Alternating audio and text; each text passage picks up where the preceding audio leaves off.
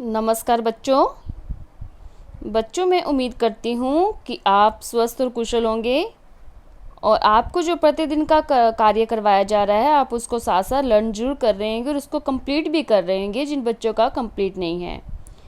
अब हमने बच्चे आपकी रिवीजन स्टार्ट कर रखी है क्योंकि आपकी एग्ज़ाम्स की तैयारी होनी चाहिए। आपके फर्स्ट वीक में अक्टूबर में आपके फर्स्ट सेम के एग्ज़ाम स्टार्ट हैं, इसलिए हमने रिवीजन शुरू कर रखी है। तो आज हम रामायण की बुक में बेटा पार्ट 4 करेंगे, राम का वन गमन।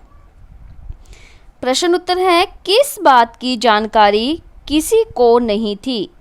आंसर, कोप भवन के घटनाक्रम की। कौन अपनी जिद पर अड़ा हुआ था? रानी कैकई। सुमंत्र कौन थे? राजा दशरथ के दरबार में महामंत्री। नेक्स्ट है, कैकई के महल में पहुंचने पर महामंत्री सुमंत्र ने क्या देखा? महामंत्री सुमंत्र ने देखा कि महाराज पलंग पर बीमार और दीनहीन पड़े हैं। राम को बुलाने की आज्ञा किसने दी? राजा दशरथ ने। कैकई ने राम को क्या बताया? आंसर, कैकई ने राम को बताया कि एक बार महाराजा दशरथ ने उसे 2 वरदान दिए थे। कैकई क्या चाहती थी? भरत का राज्याभिषेक और राम को 14 वर्ष का वनवास।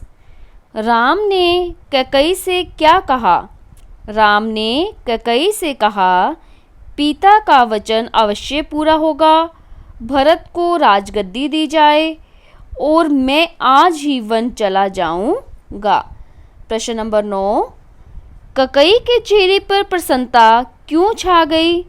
राम की शांत और सधी हुई वाणी सुनकर।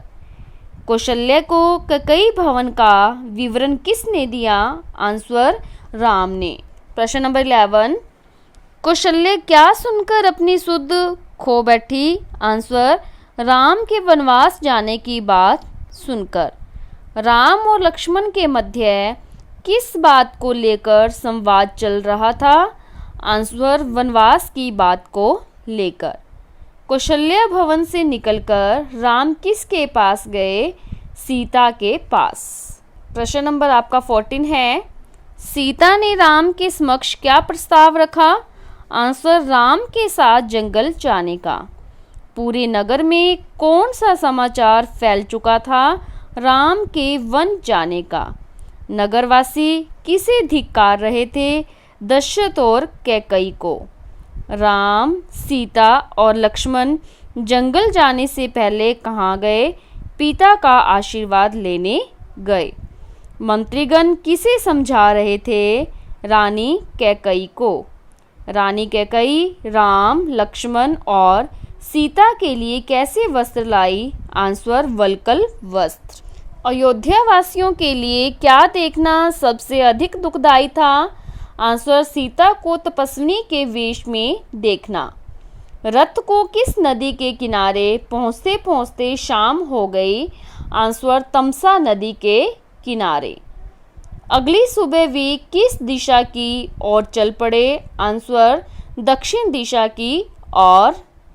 गोमती नदी पार कर राम सीता कहाँ पहुँचे? सई नदी के तट पर। नेक्स्ट क्वेश्चन है, श्रृंगवेरपुर गांव में उनका स्वागत किसने किया? निषाद राजगुह ने। राजा दशरथ ने कब प्राण त्याग दिए? राम के वन गमन के 6ठे दिन।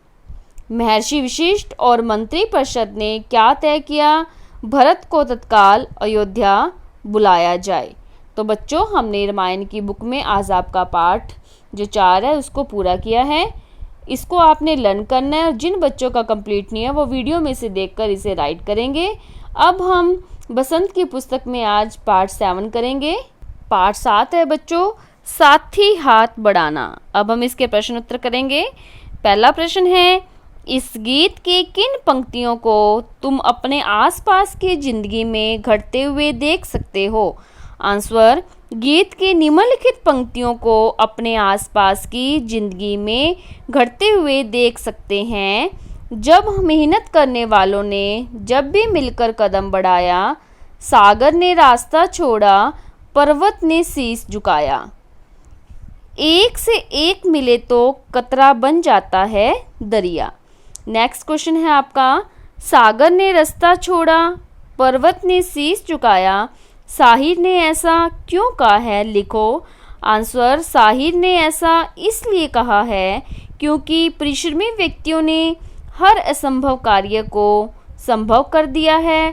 परिस्थितियाँ उनको झुका नहीं पाती, वे परिस्थितियों को अपने अनुकूल बना लेते हैं। गीत में सीने और बाहों को फौलादी क्यों कहा गया है?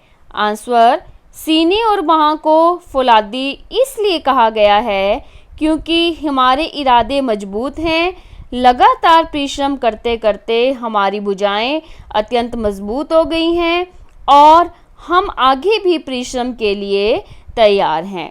तो हमने बसंत का आज पार्ट 7 पूरा किया बच्चों। आपने इसे लर्न करना है और जिनका कंप्लीट नहीं है वो वीडियो में से देख के राइट करेंगे। अब हम व्याकरण की बुक में पार्ट 7 करेंगे, उपसर्ग व प्रत्यय। पार्ट 7 शुरू करते हैं बच्चे हम, उपसर्ग व प्रत्यय। इसमें पहले हम प्रश्न उत्तर करेंगे। पहला प्रश्न है, उपसर्ग किसे कहते हैं? जो शब्दांश शब्द से पहले लगकर नए नए शब्दों का निर्माण करते हैं उन्हें उपसर्ग कहते हैं। नेक्स्ट क्वेश्चन, प्रत्यय किसे कहते हैं? जो शब्दांश शब्द के पीछे लगकर उसके अर्थ में बदलाव लाते हैं वे प्रत्यय कहलाते हैं। नेक्स्ट क्वेश्चन है, दो ऐसे शब्द बनाइए जिनमें उपसर्ग व प्रत्यय दोनों लगे हों। आंसर फर्स्ट है अपमानित, दूसरा है स्वतंत्रता। नेक्स्ट क्वेश्चन है, उपसर्ग व प्रत्यय का अंतर उदाहरण सही स्पष्ट कीजिए। उपसर्ग का उदाहरण है नी प्लस डर, निडर। इसमें नी उपसर्ग है और डर मूल शब्द है। प्रत्यय का उदाहरण है लूट प्लस एरा मीन्स लुटेरा। लूट मूल शब्द है और एरा क्या, इसमें आपका प्रत्यय है। अब हम इसका अभ्यास करते हैं। पहला इसमें क्वेश्चन है, सही कथन पर चिन्ह सही का और गलत पर जो है उस पर गलत का चिन्ह लगाएंगे। जैसे कि आपका पहला है, जो मूल शब्द के पीछे जुड़कर उसके अर्थों में विशेषता अथवा परिवर्तन ला देते हैं उन्हें उपसर्ग कहते हैं। आंसर गलत, ठीक है। सेकंड है, जो शब्दांश मूल शब्द के पीछे जुड़कर उसके अर्थों में विशेषता अथवा परिवर्तन ला देते हैं उन्हें उपसर्ग कहते हैं। गलत। गै भाग, जो शब्दांश मूल शब्द से पहले जुड़कर उनके अर्थों में विशेषता या परिवर्तन ला देते हैं उन्हें उपसर्ग कहते हैं। सही। जो शब्द मूल शब्द के आरंभ में जुड़कर उनके अर्थों में विशेषता या परिवर्तन ला देते हैं उन्हें उपसर्ग कहते हैं। सही। सेकंड क्वेश्चन है, निम्नलिखित शब्दों के साथ उचित उपसर्ग लगाकर नए शब्द बनाइए। जैसे जन्म दे रखा है तो इसमें उपसर्ग लग जाएगा पुनर या पुनः, तो बन जाएगा नया शब्द पुनर्जन्म। दान आपको मूल शब्द दे रखा है, आप प्रत्यय लगाया तो इसका बन गया आदान। संग मूल शब्द है, इसमें सत प्रत्यय लगाया, सत प्लस संग बन गया सत्संग। लोक मूल शब्द है, पर उपसर्ग लगाया है, पर प्लस में लोक बन गया परलोक। प्रश्न नंबर 3 है आपका कि निम्नलिखित शब्दों में से उपसर्ग और शब्द अलग कीजिए। पहला है अनुरूप, अनु प्लस रूप। सुपुत्र सु उपसर्ग, पुत्र मूल शब्द। निर्मल में निर उपसर्ग, मल मूल शब्द है। सवजन में स उपसर्ग है और जन आपका मूल शब्द है। निहत्था में नी प्लस हत्था, बकायदा में बा प्लस कायदा। अब आपका प्रश्न नंबर 4 है, निम्नलिखित शब्दों में कौन सा उपसर्ग लगा है? नीचे दिए गए उपसर्गों में से सही पर सही लगाइए। अनुराग, अनुराग में है अनु उपसर्ग। निर्मल, निर्मल में निर उपसर्ग। परीक्षा, परीक्षा में परि उपसर्ग। अधिकार में अधि उपसर्ग। बदसूरत में बद उपसर्ग। क्वेश्चन नंबर 5, निम्नलिखित उपसर्ग से निर्मित उपयुक्त शब्द छांटिए। सु यानी कि सु उपसर्ग से एक तो स्वागत बना है और एक सुपुत्र बना है। अप से अपमान और ए से अपार, सै से साकार, सै प्लस आकार होता है, और बै से बखूबी। अब हम प्रत्यय के जो टॉपिक है उसका हम एक्सरसाइज करेंगे। सही पर सही का और गलत पर गलत का निशान लगाइए। पहला है जो शब्द या शब्दांश मूल शब्द के पीछे जुड़कर उसके अर्थ में विशेषता या परिवर्तन ला देता है वह प्रत्यय कहलाता है सही। जो शब्द या शब्दांश मूल शब्द के आरंभ में जुड़कर उसके अर्थ में विशेषता परिवर्तन ला देता है वह प्रत्यय कहलाता है गलत। जो शब्दांश अपना स्वतंत्र अर्थ रखते हुए किसी अन्य शब्द के पीछे जुड़ते हैं वे प्रत्यय कहलाते हैं सही। जो शब्दांश किसी शब्द के पीछे जुड़कर उसका अर्थ परिवर्तन कर देते हैं उसे वे प्रत्यय अर्थ विपरीत कर देते हैं उसे प्रत्यय कहलाते हैं वे गलत। नेक्स्ट है निम्नलिखित शब्दों में से मूल शब्द तथा प्रत्यय अलग अलग करके लिखिए। जैसे कि खिलाड़ी, मूल शब्द है आपका खिल और प्रत्यय है आड़ी। भुलक्कड़, मूल शब्द भूल और प्रत्यय है अक्कड़। घटिया, घट है मूल शब्द और प्रत्यय है इया। चलाऊ, चल और आऊ। लुटेरा, लूट मूल शब्द और एरा प्रत्यय है। क्वेश्चन नंबर 3 है निम्नलिखित शब्दों में से प्रत्यय जोड़कर नए शब्द बनाइए। जैसे भारत का प्रत्यय ई, इसमें नया शब्द बन गया भारतीय। 20 में वां प्रत्यय जोड़ा बन गया 20वां। कठिन में है आपका प्रत्यय काठ और नया शब्द क्या है इसमें प्रत्यय युक्त शब्द क्या है इन। ठीक है, आगे समझ में, यानी कि ये बन गया काठ प्लस इन कठिन। बच्चों प्रश्न नंबर 3 में हमारे तीसरा कठिन है या पुरुष है, इसमें पहले मिस्टेक्स हो गई थी, इसको अब सही किया है हमने। यहाँ पे मैंने मूल शब्द लिख दिया था और इधर प्रत्यय लिख दिया था, वो गलत था। हमने ये यानी कि कठिन में क्या जोड़ना है, आई प्रत्यय जोड़ना है और इसमें नया शब्द बन जाएगा कठिनाई। पुरुष में हम तो प्रत्यय जोड़ रहे हैं, बन जाएगा पुरुषत्व। ये आप सही कर लेना, पहले भी मैंने जब एक्सरसाइज करवाई इसमें ये दोनों की मिस्टेक हो गई है, कठिन की और पुरुष की, ये दोनों बच्चे आप सही कर लेना। ठीक है, अब है क्वेश्चन नंबर 4। निम्नलिखित शब्दों में से उपसर्ग और प्रत्यय अलग अलग करके लिखेंगे। आपका निस्वार्थता नि उपसर्ग है और प्रत्यय है ता।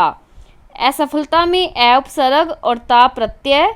सुगंधित में सु उपसर्ग और इत प्रत्यय। कमजोरी में कम उपसर्ग है और ई प्रत्यय है। जो प्रश्न नंबर 5 व 6 है वो हमने नोटबुक में कर लिए हैं। अब प्रश्न नंबर 7 करेंगे हम। इसमें दिया हुआ है निम्नलिखित शब्दों का निर्माण किस प्रत्यय से हुआ है, उपयुक्त उत्तर पर सही का निशान लगाइए। जैसे कमाऊ, कमाऊ में आऊ प्रत्यय। चूहिया, चूहिया में ईय प्रत्यय। झगड़ालू, झगड़ालू में आलू प्रत्यय। प्रश्न नंबर 8 है निम्नलिखित प्रत्यय से बने उपयुक्त शब्द पर सही लगाइए। जैसे कि है इन्होंने कहा रखा है आर। ठीक है, अब इसमें देखना है आर कौन से किस में है। सुनार में आर प्रत्यय लगा हुआ है। इक, मालिक में एक प्रत्यय है और सामाजिक में भी समाज प्लस इक होता है और माल प्लस इक में मालिक होता है। और ता किस में है, देवता में, यानी कि ता प्रत्यय लगा हुआ है। और ईय प्रत्यय किस में है, लुटिया में, लोटा प्लस ईय यानी कि लुटिया। अब ये रचनात्मक गतिविधि में आपको एक वर्ग पहेली दी हुई है। वर्ग पहेली में से कुछ उपसर्ग हैं, उनसे संबंधित शब्द बनाइए। जैसे आ से आजीवन, प्र से प्रचार। ठीक है, आगे ये कु से कुपुत्र, न से नयन और अन से अनजान और अनु से अनुराग। ठीक है, फिर है वर्ग पहेली में कुछ प्रत्यय हैं, उनसे बनने वाले शब्दों की रचना कीजिए। जैसे कि ये बन गया आपका मानवता, माननीय। ठीक है, ये है बलवान, ये बन गया आपका पुलकित। ऐसे लंबा बनाओगे तो कृपालु। ठीक है, और ये आपका बन गया लघुतव और फिर ये बना आपका घरेलू। तो बच्चों आपके यानी कि आज पार्ट 7 हमने कंप्लीट कर लिया है। तो आप अपनी नोटबुक और बुक में जिन बच्चों का कंप्लीट नहीं है वर्क, वो बुक में से इस वीडियो में से देख के इसको कंप्लीट करेंगे, साथ में लर्न करेंगे। तो आज आपका होमवर्क क्या है बच्चे, आपने व्याकरण में भी पार्ट 7 याद करना है, रामायण में पार्ट 4 याद करेंगे और बसंत में भी पार्ट 7 याद करेंगे। धन्यवाद।